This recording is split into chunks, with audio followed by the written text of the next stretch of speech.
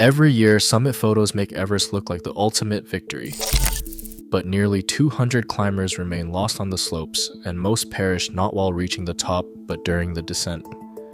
More than half of all deaths happen after the summit, when exhaustion and oxygen-starved brains turn tiny errors into tragedy. Why do the deadliest mistakes happen on the way down? And what hidden dangers turn triumph into catastrophe?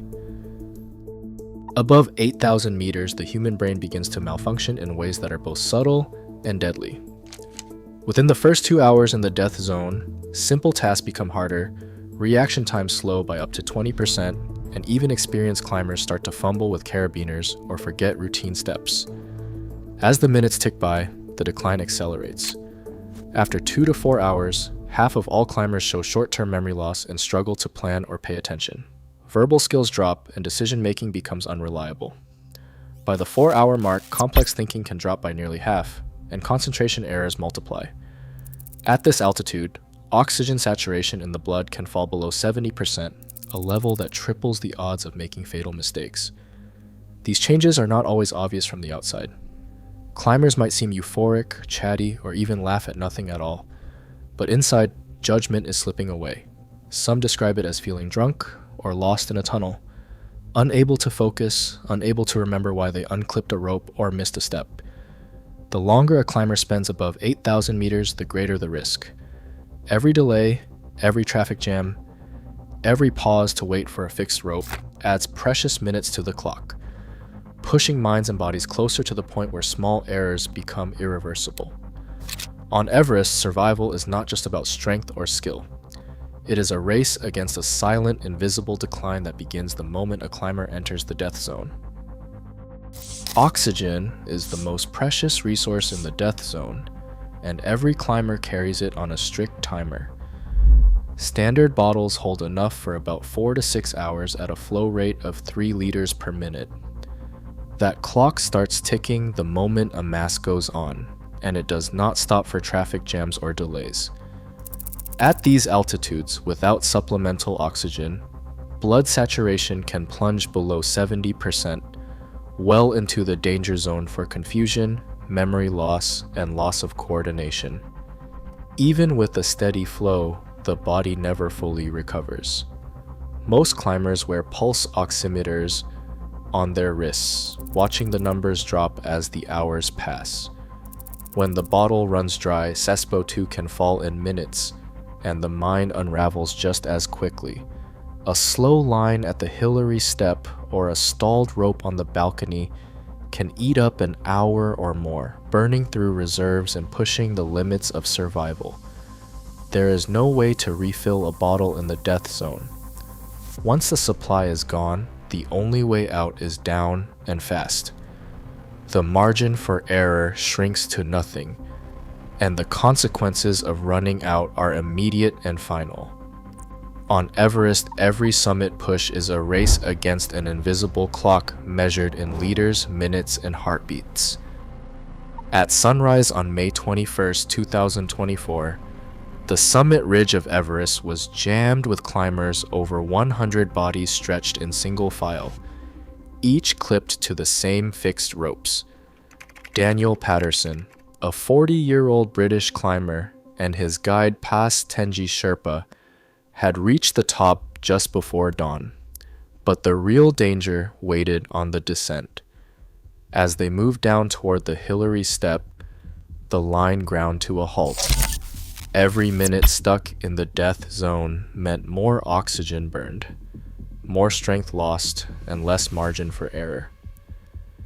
Patterson and Pas Tenji found themselves boxed in by a wall of exhausted climbers, unable to move at the slow pace forced by the jam. With the crowd swelling and time running out, they made a decision seen on Everest every season. They unclipped from the fixed ropes and edged along the outer rim of the ridge, hoping to pass the bottleneck. The cornice beneath their feet, an overhanging shelf of wind-packed snow, had been weakened by the warmth of the morning and the constant vibration of boots. Without warning, it gave way. Both men disappeared without a sound, swept over the Kangshung face, a drop of nearly 2,000 meters. Climbers nearby froze in shock. Rescue was impossible. Helicopters cannot reach that altitude, and no rope team could risk the shattered ridge. In less than a minute, Everest had claimed 2 more lives, and the line of climbers was left staring into a void, forced to keep moving or risk joining them. Thomas Olsson arrived on Everest in 2006 with a plan that went beyond reaching the summit. An elite Swedish skier and mountaineer, Olsson set his sights on skiing the Norton Couloir, a steep and rarely attempted line that drops from the north face. After a successful summit, he and his partner Olaf Baumgartner began their descent, skis strapped on, adrenaline high but exhaustion already setting in. At roughly 8,200 meters, disaster struck. One of Olsson's skis snapped in two, leaving him stranded on an exposed face with no reliable way down. At this altitude, even the best laid plans unravel quickly. Forced to improvise, Olsson and Baumgartner attempted to rappel over a cliff using a makeshift anchor fashioned from their equipment. The anchor failed. In an instant, Olsson was gone, falling nearly 2,000 meters down the face, out of sight and beyond help. Baumgartner, now alone on the mountain, spent 3 days fighting to survive, navigating broken equipment and dwindling supplies before making it back to safety. Olsson's fatal fall was not the result of crowding or inexperience, but a stark reminder that even the most skilled climbers, armed with the best gear and years of training, are still at the mercy of Everest's unpredictable hazards. No amount of preparation can erase the risk that comes with every step in the death zone.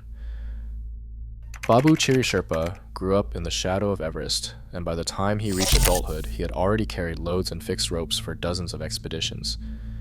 Yet his legacy is more than numbers. In 1999, he stood on the summit for 21 hours without bottled oxygen, a feat no one has matched.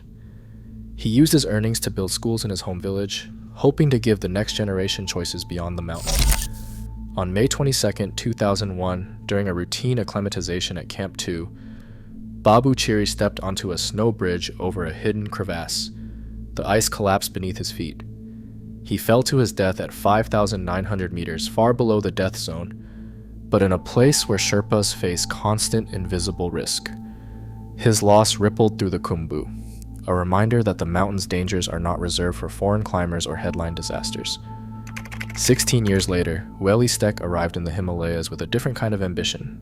Known as the Swiss Machine, Stek had set speed records on the Eiger and dreamed of traversing Everest and Lhotse without oxygen. In May 2017, he set out alone for an acclimatization climb on Nuptse, Everest's jagged neighbor. Stek moved fast and light, trusting his skill and experience. But somewhere above Camp 2, on a clear morning, he slipped on steep, mixed terrain. He fell nearly 1,000 meters down the west ridge. Stek's body was found hours later, his plans unfinished.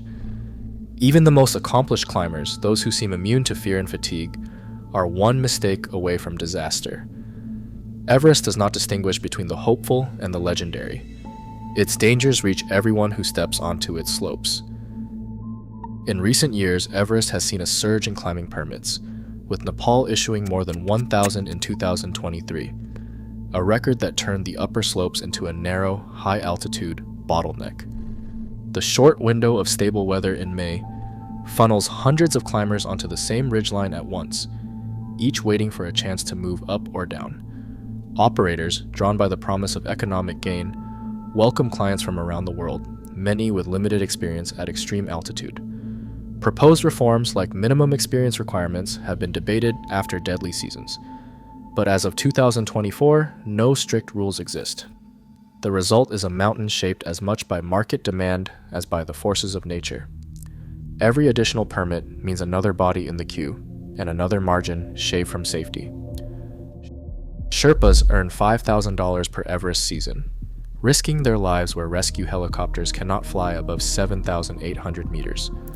Without bottled oxygen, a climber's chance of dying is 5 times higher. Today, Everest draws more climbers than ever, despite 56% of fatalities occurring after the summit. As records fall and crowds grow, the mountain's real price is measured in risk and loss, not glory. The question